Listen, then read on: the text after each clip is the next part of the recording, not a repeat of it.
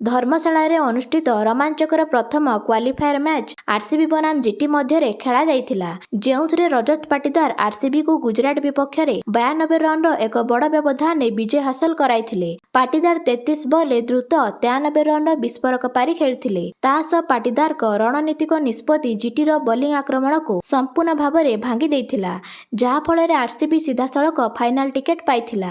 ପାଟିଦାରଙ୍କ ଜବରଦସ୍ତ ପ୍ରଦର୍ଶନ ପାଇଁ ତାଙ୍କୁ ପ୍ଲେୟାର ଅଫ୍ ଦ ମ୍ୟାଚ୍ ପୁରସ୍କାର ମିଳିଥିଲା।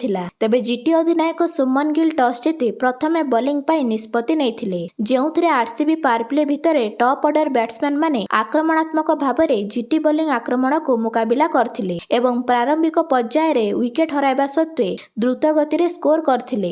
ଆର୍ସିବି 76 ରନ୍ କରିବା ସହ ଗୋଟିଏ ୱିକେଟ୍ ହରାଇଥିଲା ପାୱାରପ୍ଲେରେ, ଯେଉଁଥିରେ ଭେଙ୍କଟେଶ ଅୟ୍ୟର 7 ବଲ୍ରେ 19 ରନ୍ କରି କାଗିସୋ ରାବାଡାଙ୍କ ବଲ୍ରେ ଆଉଟ୍ ହୋଇଥିଲେ। ପରେ ବିରାଟ କୋହଲି ଏବଂ ଦେବଦୂତ ପାଡିକଲଙ୍କ 72 ରନ୍ର ପାର୍ଟନରସିପ୍ ହୋଇଥିଲା। ତେବେ ନବମ ଓଭରରେ ଜେସନ ହୋଲ୍ଡର ତାଙ୍କ ଘାତକ ବୋଲିଂରେ ଦୁଇଟି ବଡ଼ ୱିକେଟ୍ ନେଇଥିଲେ।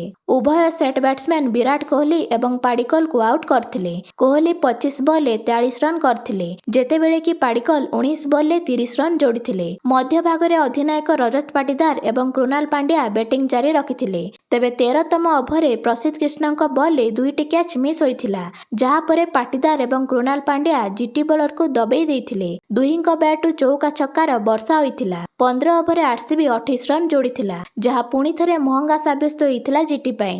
ଉଭୟ ପାଟିଦାର ଏବଂ କୃଣାଲ ପାଣ୍ଡ୍ୟାଙ୍କ 95 ରନ୍ର ବିଶାଳ ପାର୍ଟନରସିପ୍ ହୋଇଥିଲା, ଯେଉଁଥିରେ କୃଣାଲ ପାଣ୍ଡ୍ୟା ନିଜ ୱିକେଟ୍ ହରାଇଥିଲେ କାଗିସୋ ରାବାଡାଙ୍କ ହାତରୁ। କୃଣାଲ ପାଣ୍ଡ୍ୟା 18 ବଲ୍ରେ 43 ରନ୍ର ପାରି ଖେଳିଥିଲେ। ପରେ ହିଟର ଟିମ୍ ଡେଭିଡ୍ କ୍ରିଜ୍କୁ ଆସିଥିଲେ। ମାତ୍ର 4 ରନ୍ରେ ପ୍ରସିଦ୍ଧ କ୍ରିଷ୍ଣାଙ୍କ ବଲ୍ରେ ବୋଲ୍ଡ ହୋଇ ପେଭିଲିୟନ ଫେରିଥିଲେ। ତେବେ ଗୋଟିଏ ପଟେ ୱିକେଟ୍ ପଡ଼ିବା ସତ୍ତ୍ୱେ ପାଟିଦାରଙ୍କ ଉପରେ କୌଣସି ପ୍ରଭାବ ପଡ଼ିନଥିଲା। ସେ ଗୋଟିଏ ପଟେ ସ୍ଥିର ରହି ଏକୁଟିଆ 9ଟି ଛକା 5ଟି ଚୌକା ସହ 33 ବଲ୍ରେ ଯୋଡ଼ି ଦେଇଥିଲେ 93 ରନ୍, ଯାହା ଆର୍ସିବିକୁ 254 ରନ୍ର ବିଶାଳ ସ୍କୋରରେ ନେଇ ଛିଡ଼ା କରିଥିଲା।